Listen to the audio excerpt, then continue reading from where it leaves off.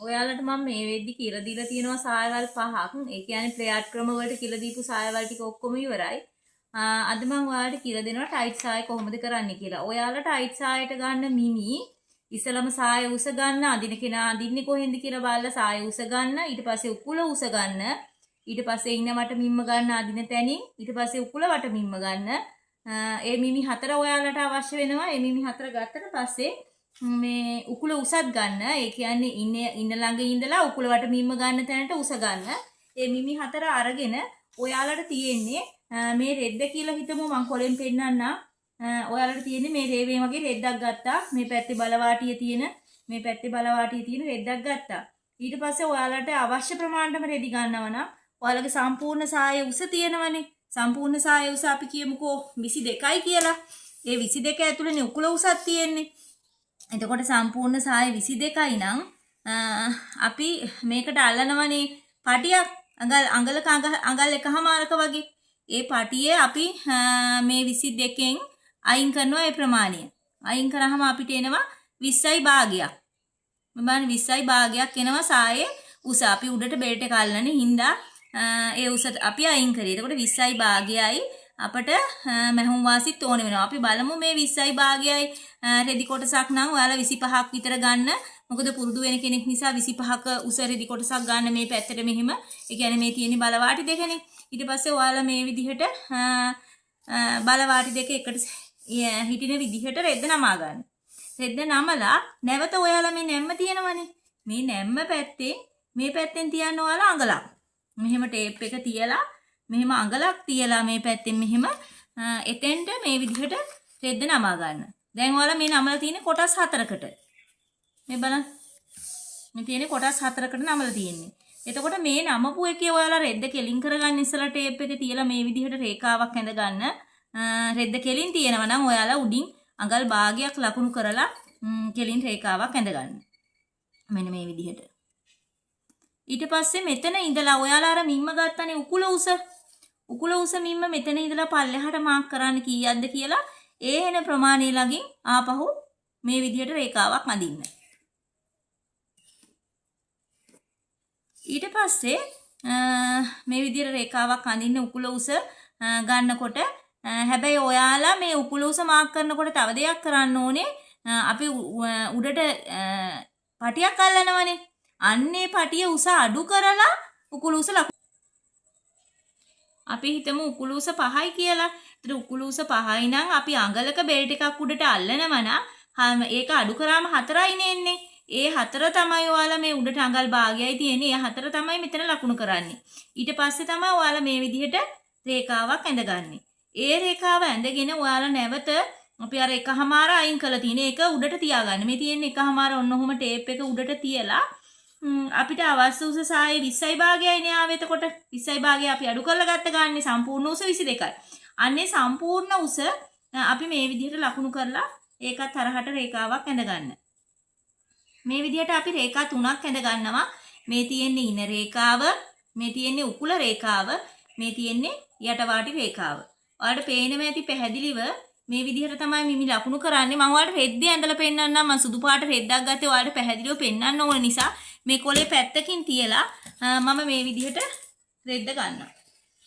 ඔයාලා බලන්න මේ විදිහට රෙද්ද අරන් මේ තියෙන බලවාටි දෙක මම ඔයාලට පැහැදිලිව පේන්න ඕන හින්දා මේක පෑනෙන් ඇඳලා පෙන්නන්නම්. තියෙන බලවාටි දෙක අපි මේකේ මිම්මක් අරගෙන ලස්සනට කරලා බලමු කොහොමද කරන්නේ කියලා. මෙන්න තියෙනවා බලවාටි දෙක එකට ඔය විදිහට මේ තියෙනවා නැම්ම මෙහිම නමාගෙන මේකේ තමයි අපි රේඛා ඇඳගන්නේ. ඉස්සලම අපි කරන්නේ මෙතනින් කෙලින් කරගන්න ඕනේ. ඒ හින්දා අපි මෙතන ඉස්සලා උඩින් රේඛාවක් ඇඳගන්න මෙහිම තියලා රෙද්ද කෙලින් කරගන්න ඕනේ හින්දා මේ විදිහට රේඛාවක් ඇඳගන්න. එතන ඉඳලා නැවත අපි අඟල් භාගයක් ලකුණු කරලා අපි ඉන මහන්න එපැයි. අඟල් භාගයක් ලකුණු කරලා මේ විදිහට රේඛාවක් ඇඳ ගන්න. ඔයාලා අඩි රූලක් භාවිතා කරන්න. මම අර පෙන්නන්න හින්දා මේ මෙහෙම කරන්නේ. ඉරි දෙක තුනක් වැදිලා ඇති. ඔයාලා අඩි රූලක් භාවිතා කරලා කරන්න. ඊට පස්සේ මෙතන ඉඳලා ඔයාලා උකුල උසමින්ම ලකුණු කරන්න අර මං කියලා දුන්න විදිහට ඉන බෙල්ට් එකට එකමාරක් අඩු කරලා හරි එක අඟලක් අඩු කරලා හරි අඟලක් අඩු කරොත් 4යි. ඒ 4 මෙතනින් ලකුණු කරන්න ඒ රේඛාවන් මේ විදිහට හරහට අඩි රූලක් තියලා ගහගන්න. ඊට පස්සේ ඔයාලා නැවත සම්පූර්ණ උස ලකුණු කරන්න ඕනේ. සම්පූර්ණ උස ලකුණු කරනකොට මේ අඟල උඩට අරින්න. මොකද අපි අඟලක බෙල්ට් එකක් අල්ලනවානේ. ඒක ඇරලා සම්පූර්ණ උස 22 ලකුණු කරන්න. මම මේ විදිහට මිම්මක් අරගෙන මෙතන රේඛාවක් අඳින්නම්. මේ වගේ රේඛා තුනක් තමයි එන්නේ. එකක් මේ තියෙන ඉන රේඛාව, පළවෙනි එක ඉන රේඛාව. හොඳට බලන්න මේ ඉන රේඛාව, මේ තියෙනවා උකුල රේඛාව, මේ තියෙනවා සාය උස යටවාටි රේඛාව. අපි මේකේ තමයි ලකුණු කරන්නේ. අපි මෙතන ලකුණු කරන්න ඕනේ ඉනවට මිම්ම. අපි කියමුකෝ ඉනවට 30යි කියලා. ඉනවට 30යි නම් අපි ඔන්න ටේප් එක 30ට ගත්තා. අරන් දෙකට නැමුවා. එතකොට නැවත අපි දෙකට නැමුවා. ඒ කියන්නේ ඉනවට මිම්ම අපි 4ට බෙදා ගන්නවා. මෙන්න මේ විදිහට ඉනවට මිම්ම 4ට බෙදලා අපි මැහුම් වාසි අඟලක් එක්ක ලකුණු කරනවා. මේ තියෙන මෙතෙන්ට 30යි මැහුම් වාසි අඟලක් එක්ක අපි මේ විදිහට ලකුණු කරනවා. ඊට පස්සේ අපි මේකේ උකුල වට මිම්ම ලකුණු කරනවා. උකුල වට අපි කියමු 32යි කියලා. 32 මේ විදිහට අරගෙන 4ට බෙදාගෙන ටේප් එකෙන්ම බෙදන්න. මෙහෙම බෙදා ගන්න පුළුවන් ලේසි.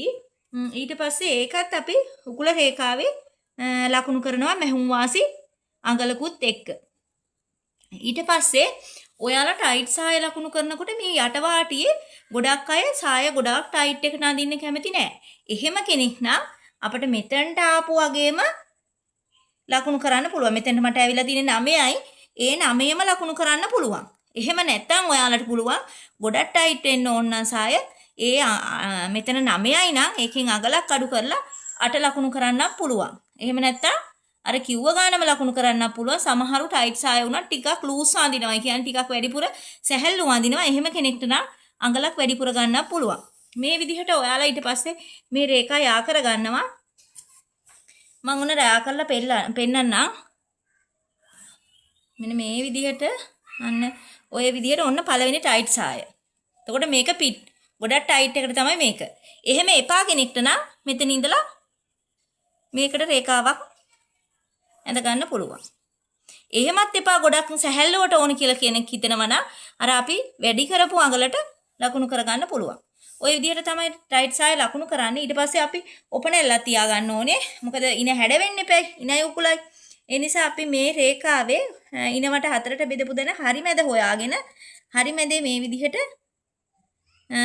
මාක් කරලා දෙපැත්තට අඟල් භාගේ හිටිනසේ ඔපනෙල්ල හදාගන්න අඟල් 2කමාරක් විතර පහලට මේ විදිහට ඔපනෙල්ල හදාගන්න. ඒක ඇඳුමේ එහා පැත්තෙන් ලකුණු කරන්න. ඊට පස්සේ අපි මේක කපා ගමු. කපලා බලමු කොහොමද කියලා. මම ඔයාලට කපලා පෙන්නන්නම්.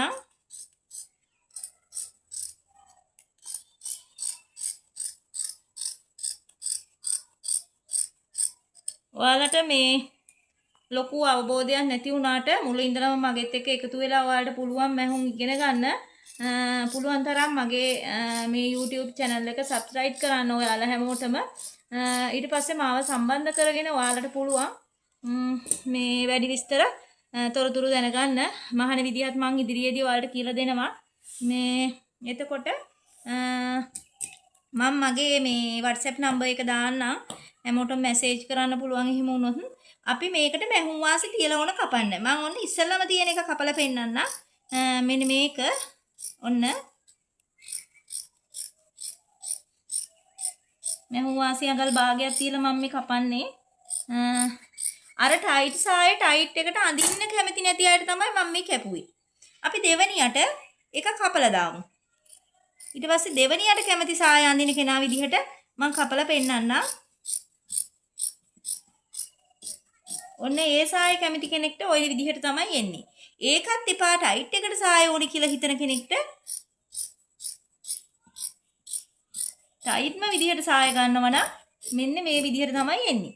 මේක හොඳට ටයිට් තියෙනවා. එතකොට ඔයාලා මෙතනින් එහා පැත්තෙත් මාක් කරගෙන මේක දිගෑරියොත් අපි මේ පැත්තෙත් මාක් එකක් දාගන්න ඕනේ. මෙතන ඩාට් දෙකක් වදිනවා. ඊට පස්සේ ඉස්සරහා පළුව මෙතන පිටිපස්සේ පළුව තියෙනවා. මෙතනින් ඉස්සලා අපි ෂිපර් එකක් අල්ල ගන්නවා මෙතෙන්ට. ඒකට ෂිපර් එකේ ප්‍රමාණය තියලා අපි මහ ගන්නවා.